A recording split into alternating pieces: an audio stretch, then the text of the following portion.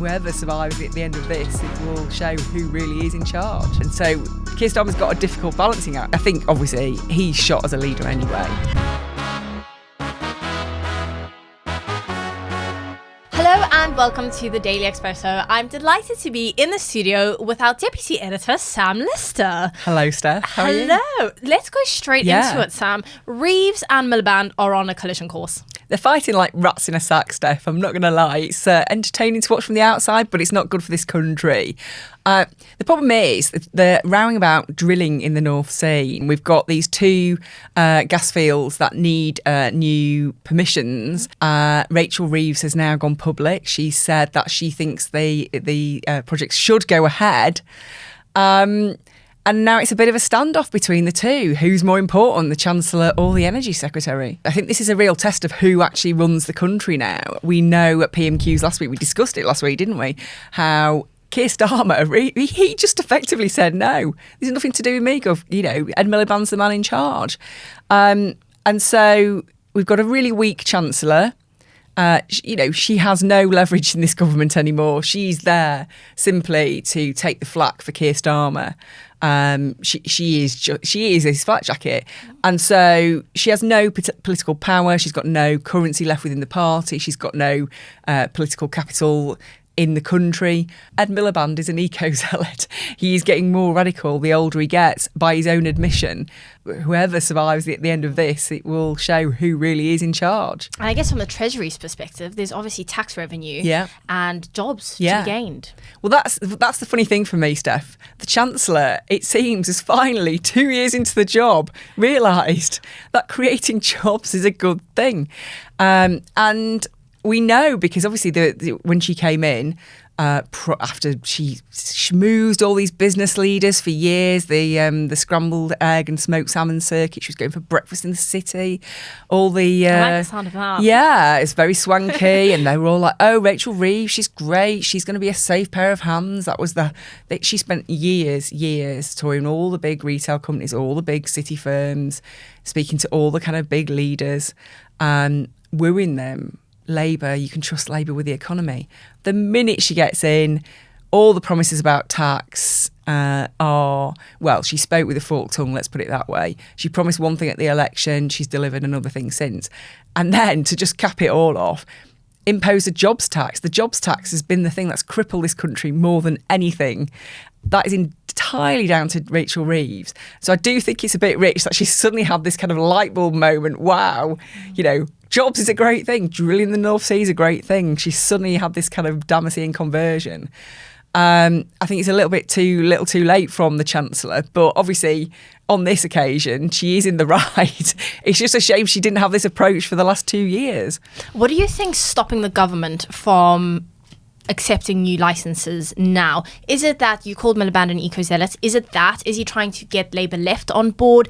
Is it that they're trying to avoid their 1,000th U-turn? I think there's a little bit of everything there, but I think they've got a big threat from the Greens, Zach Polanski, who doesn't talk much about the environment anymore. He never talks about the environment. The Greens never. I mean, it's like Greta Thunberg. When did she last mention the environment? It's all about Palestine, and I think it's interesting to me. I think Zach Polanski, although I think he's a very dangerous man, what he did do was very clever. He looked at Nigel Farage, worked out that Nigel Farage understood how to talk to people outside of the Westminster bubble, as they call it, how to go directly to people and really engage them and not do that kind of lines to take, boring interviews on the morning round. It should get to a point where even we could recite politicians' lines. They spew them out so often. Yeah, it gets so tedious, doesn't it? And you ask them the question, they just give you the same line that they've given the previous person. You don't ever really get to know what they think about anything. Obviously, Nigel Farage has never been like that. He's never had a script. He can go on stage for 2 hours and chat, because it's authentic. He knows what he thinks. He's thought about what he wants to do with the country. He understands the people he's talking to. He knows how to kind of engage them. Zach Polanski has closely monitored Nigel Farage and what he's tried to do. And he's kind of openly said this. He's talked about being a populist for the left. He's studied very closely that technique and has applied it to the very hard left of politics, and which crosses over with the kind of environmentalists. And he's trying to make it an engaging movement to follow. And that is a massive threat to Labour. And the Labour Party itself, its membership, most of its MPs, are really very left-wing. They're not centrist. They're not Blairites of the old school. And so Ed Miliband is much more in touch with the party than Keir Starmer is. But obviously, to win elections, you generally have to kind of go a bit to the centre. You have to be a bit more moderate because you need a big group of people that strands those people in the middle.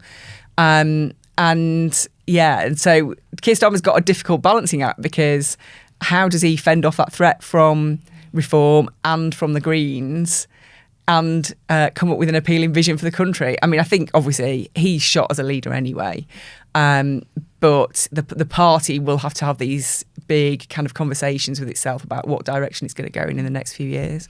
Polanski's trying really hard to woo the unions. One union who's causing a lot of trouble for the government is the BMA, the British Medical Association. Talk me through your thoughts on the war that's raging there. Oh, grasping junior doctors. I mean, I think when they started striking a few years ago, we came out the COVID pandemic, everybody was really grateful to the National Health Service, particularly the nurses. The nurses who really, let's not forget, they were on the front line of this more so than the doctors. They're the ones day in, day out who are in those wards looking after the patients. And so I think the nation was very sympathetic to demands for extra pay. Certainly at the Express, we backed the nurses in their demands for extra pay, because we just thought, actually, these men and women up and down the country have really put their lives on the line for us, and they deserve a proper payout. But the junior doctors, they're in a different league altogether. They have a huge potential for making money over the course of their career. The career progression they're offered is on a different scale to the nurses. They have enormous pensions. I mean, pensions that you and I could only dream of, Steph. I'm very conscious about pensions at the moment, because I'm getting to that age where you start obsessing about it. And you would give your left arm for a pension the likes of the junior doctors get. Junior doctors, by the way, we should say now like to be called resident doctors. So they got that through. The government gave them that change. They have their massive pensions. What I think is interesting is that the doctors don't seem to really put public service first anymore. It used to be a vocation. It was something that you went into. You got a good wage, yeah, absolutely. But you went into it because you wanted to care for people. If you're only interested in money, go and work in the city, The clever people, they could easily do that. But you're supposed to be all about caring for people. And they should get properly rewarded for that. I don't think anybody would disagree with that. But they are... some of them now are on a path to earning £100,000 a year as a junior doctor. Now, they will proceed up the ranks. Yeah.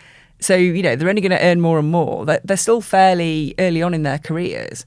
Now, that aside, let's look at this from the political angle. Where's streeting? So we've talked about Ed Miliband. Obviously, he keeps being mentioned as a successor to Keir Starmer. West Streeting is also another potential successor to Keir Starmer. His handling of this has been atrocious. So when he was in opposition and all the health service, various different elements of the health service kept going out on strike, West Streeting kept saying how if Labour got into power, how different this would be. The manifesto says they'll end the strikes. End the strikes. They will end the strikes. We will have grown-up conversations. We're not like these horrible Tories who just say mean things. We're going to have these constructive dialogues. We'll get round the table. He kept saying we'll get round the table with doctors or nurses or whoever, which group it was, because there were a few different ones going on. And he made this big thing about, we're just these grown-up people and we just have these sensible chats and it'll all be just smoothed over really quickly. Everything will be fine. Gets in, within a month, he'd offered them a deal of 25% over 2 years with no strings attached at all in terms of performance-related pay or anything like that. Well, it's not actually performance-related pay. It's in terms of changing your working practices, because the world has moved on since the NHS was founded. Yeah. Lots of hospitals were using fax machines. Actually, I think some still do. There is an enormous need to modernise the way they work. But did he secure any agreements on that? No, he just gave them this 25% bumper deal. And then is he surprised that, a year or two later, here we are again? Kemi Badenoch said that the government shouldn't use 1,000 training posts as a bargaining chip.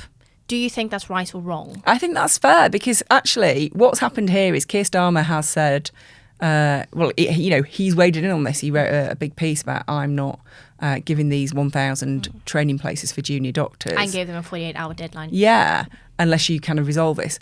And so they have announced that they have withdrawn those places. That's me and you and all our family and all our friends and everybody watching this and all their family and friends. That affects all of us, because we need those people to be trained. And so actually what that's done is not harm the junior doctors, it's harmed us. And so I think that's a real self-inflicted wound.